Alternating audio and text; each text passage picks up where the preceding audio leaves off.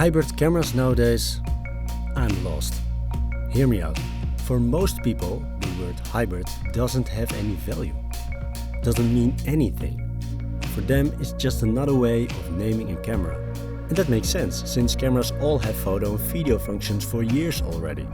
To take it even further, there is no bad camera out there. Modern cameras are filled with specs, and the output and functionalities that most people need can already be found in almost any camera. So that made me wonder, is distinction between photo and video still relevant? And therefore, are flagship models still something we need? Or are they redundant? The trigger for me thinking this way was the recent camera release, Lumix's new photo flagship model, the S1II. During my review of this camera, I was amazed by the video specs, simply because they are insane for a photo-focused camera. For instance, raw internal or 8K resolution video, just to name a few.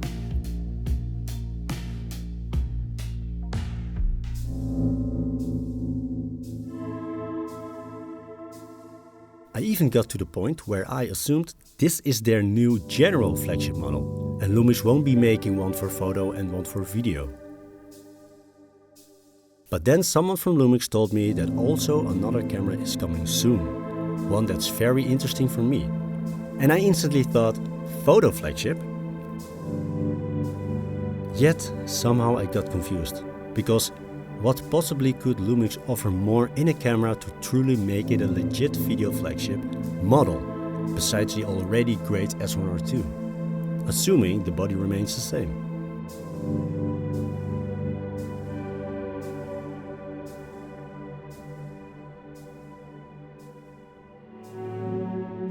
For me, this was the first time I really couldn't wait for the pre-disclosure announcement, because after hearing this hint of a new camera, this was even before the pre-disclosure announcement, I felt a bit uncomfortable and didn't know what to expect. I immediately thought this could be the very first time Lumix made a mistake.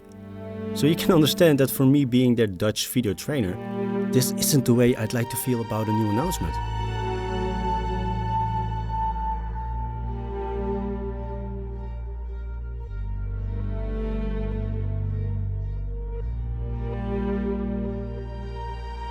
Still, I want to stay true to myself and remain authentic without any agenda, so I decided whatever the outcome of the pre-disclosure, I'd still be making this video to share my honest thoughts of these new developments, even when they're not positive, which I think is gonna be the case.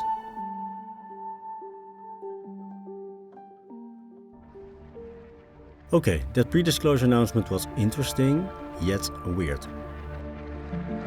Because if you've seen my previous video, you know that I had some issues with the S1II, and I hope that the new S1H2, that's what I was expecting back then, would fix. But the reality is totally different now. We now got two new cameras, the S1II and the S1IIE. Never thought these models were necessary in the lineup. I'm even more confused now. But still, let's see what they got. So first, let's start with those S1R2 issues and compare it with the new cameras according to Lumix. So the first one is not full frame coverage. Well, according to Lumix, they now fixed it and you got full frame sensor coverage. The next issue was having only ProRes RAW, no B-RAW. So that remains the same, however you can record B-RAW externally by HDMI. And then the limited proxy recording, well, that remains the same. It's still limited to higher frame rates and also other aspect ratios. And then the AF/AI intelligence, well, they said they improved the autofocus in general and even added a new urban mode, so that should be fixed. And yes, now also RE-Log C3, and no, not a built-in ND, which is kind of predictable with the same body.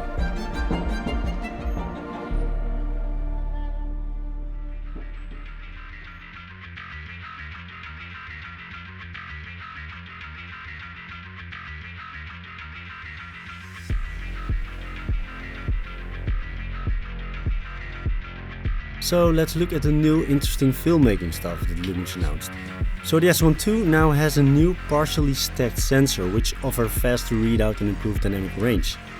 What caught my eye was the new 4.8K open gate 4x3. On paper it offers a full frame coverage besides the APS-C version. This really opens doors. Also, this new sensor now offers open gate 60p recording, both 3x2 and 4x3, full frame and APS-C. And another thing that could be of value is the improved dynamic range on the S1II. Now 15 stops with dynamic range boost on and 14 with off. Totally unexpected, the S1II also offers SSD recording. Kinda strange since we already have the S52X and the S1R2 with that feature in the S line. They even added a built-in backup function from cards to SSD. And to top it off, the S1II even has internal RAW recording. Another thing that's new in both cameras is the 4K cinescopes. This makes you record video in the aspect ratio used for cinema, the 2.4:1. The well-known wide frame with black bars at the top and bottom. This setting gives you the option to directly record 2.4:1 ratio up to 60 frames straight out of camera. This saves time in post. So on paper, these are the only new features that I personally think are interesting for filmmaking. For the rest, they're almost as packed as the S1R2, especially the S2. That says a lot.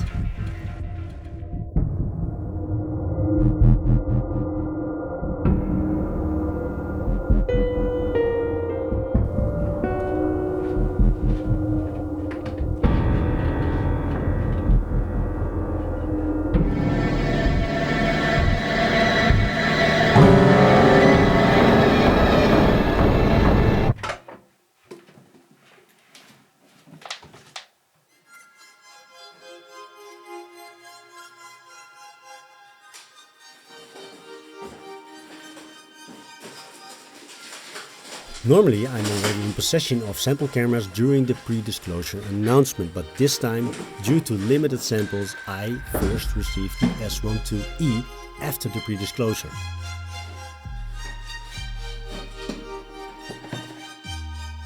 And since this model wasn't really discussed properly during the pre-disclosure announcement, a lot was still unknown to me, so receiving this model first was a good opportunity to see what it got.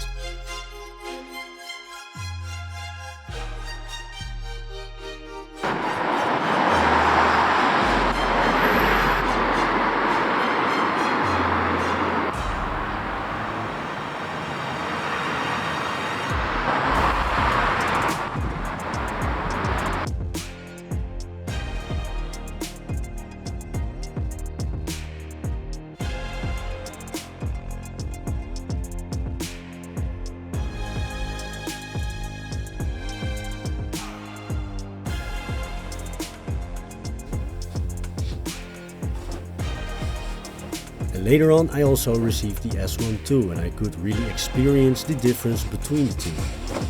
But from the outside they are identical, same as with the S1R2.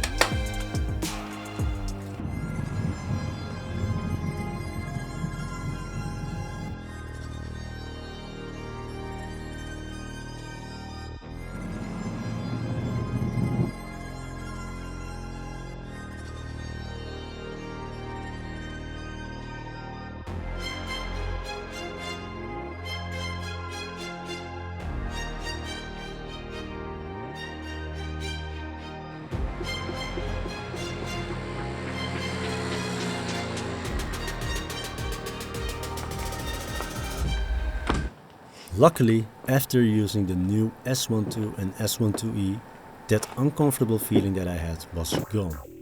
But still, there are a few things that caught my attention. First, starting with the 2.4:1 aspect ratio cinescopes. This got quite some attention during the pre-disclosure announcement and also during the live announcement, mentioning this feature as one of the key specs of the S1IIE. Also during the pre-disclosure announcement they even claimed that it would be great for anamorphic users. And that's the moment that I thought they made a tiny mistake, because I was sure they wouldn't offer a de-squeezed 2.4:1 recording straight out of camera. By de-squeezing recording, I mean open gate shooting anamorphic and outputting a de-squeezed image with proper ratio. And unfortunately, I was right. No de-squeezed 2.4:1 output. The cinescopes feature they're talking about is simply a crop recording. So with cinescopes 4K, you're only recording that 2.4:1 part of the image. You won't capture the top and bottom part. So it's definitely a no-go to use this setting when using anamorphic lenses. Of course, this cropping doesn't have to be an issue. But the strange thing here is even though you're only recording a part of the image, the file size, or mbits if you will, is exactly the same as full sensor 4K recording. So isn't that strange? This only gives us the benefit of not having to crop it ourselves in post. But it would have been nice if the file size was also smaller.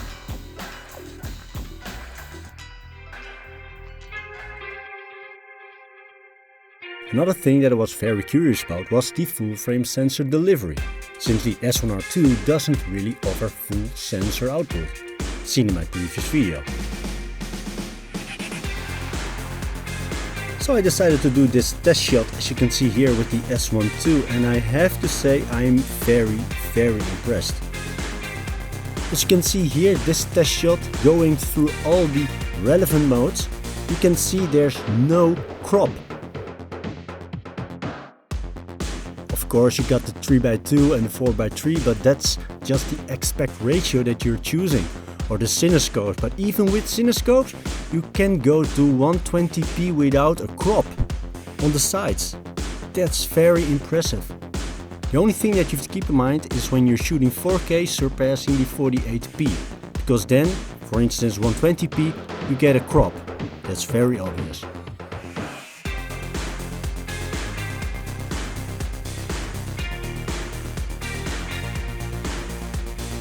And then the dynamic range.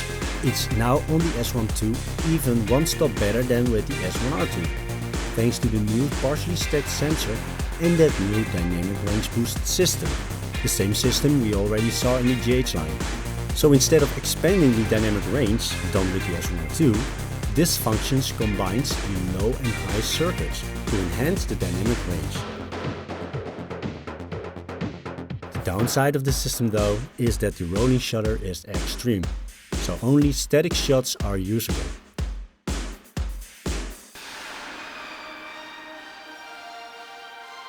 And then we come to one of those specs that I find most interesting personally. And as promised by Lumix, full frame coverage of the 4.8K open gate 4:3 recording. Yes, they delivered. It is full sensor, full height of the sensor, so it's quite nice, and I asked for years and now we got it. And even better, now also with a 60p option. But what I did notice, kind of strange again, is the fact that even though you're recording less image than, let's say, 6K open gate 3:2, the file size is the same. So I think there are only two scenarios where this 4.8K open gate 4:3 is the better option. One, when you shoot with 1.5 times anamorphic or higher. Then you don't have to crop the sides, since the camera already does this for you in camera. And it's also nice to have a larger preview on your screen, since it doesn't show the outer sides of the image. And two, when you want to deliver 16:9 anamorphic. You can combine this 4:3 feature with, let's say, a 1.25 anamorphic, and you'll get a de-squeezed 16:9. No cropping needed and no visible bars.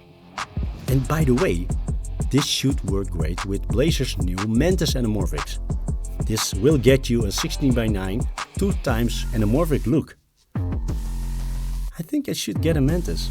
BLAZAR, if you're watching, hook me up.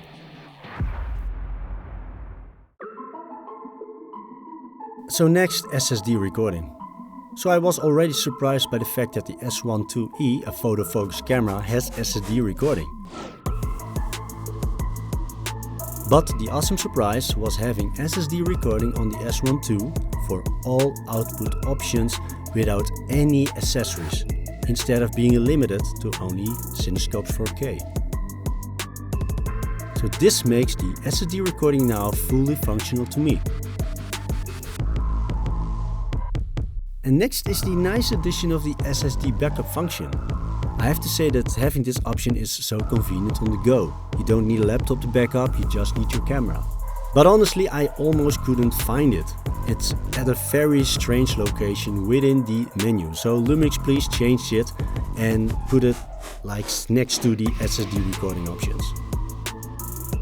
And then some short mentions. So the AF human detection. On this camera it's limited available depending on the frame rate you're using and the aspect ratio.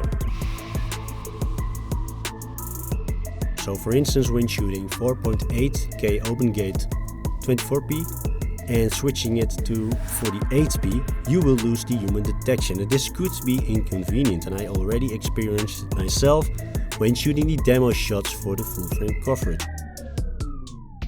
Wi-Fi connection. I had issues with the Wi-Fi connection on the S1II, and normally the connection works like a charm. Using it for quite a while now with previous models.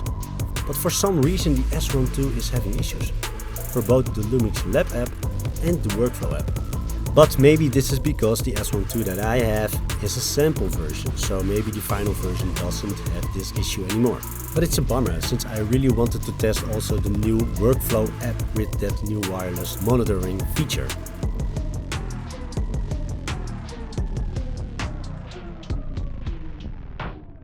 And then it's time to end this video, and I do have to say that ending this video is the most difficult one for me. Because now for the first time I don't have a straight conclusion. What happened now is that Lumix changed the original camera lineup, changing the normal flagship S line into just another lineup, where we now have a basic model, the S1IIE, a Pro model, the S1II, and a high-res model, the S1R2. To compare it with the original lineup, you could say that the S1R2 replaces the S1R, the S1IIE replaces the S1, and the S1II replaces the S1H. Yes, it's that good. That would mean that they only changed their names. And if that was the situation, then it's fine. Just a bit strange, but looking at the specs of these models, that would make sense. But then there's that uncomfortable feeling again that I'm almost certain that Lumix will add the long-awaited S1H2. And if that happens, within this lineup with the same body, I truly think that it can't be a legit S1H2, since there's not much to offer. Let me rephrase that. It's not possible to offer more, to really surpass the S1II. Only by changing the body design, they can surpass it and really offer more valuable cinema features, like built-in ND, a box-style modular system design, more physical buttons, built-in 30-bit float, audio recording, maybe a V-mount battery attachment, and so on. So you see what I'm getting at. To seriously offer an S1H2, it must be a dedicated flagship film-focused camera. And this could only be done, I think, by leaving this hybrid design. But they probably won't be doing that, and with that in mind, I can conclude this video by saying current hybrid cameras are making dedicated flagship models for photo or video totally redundant. There's no need for flagship models, since they, and I think also other brands too, put every new tech that they have into the next model, whether if it's a video or photo focused one. So, is this a good development? I'm curious what the future has to offer.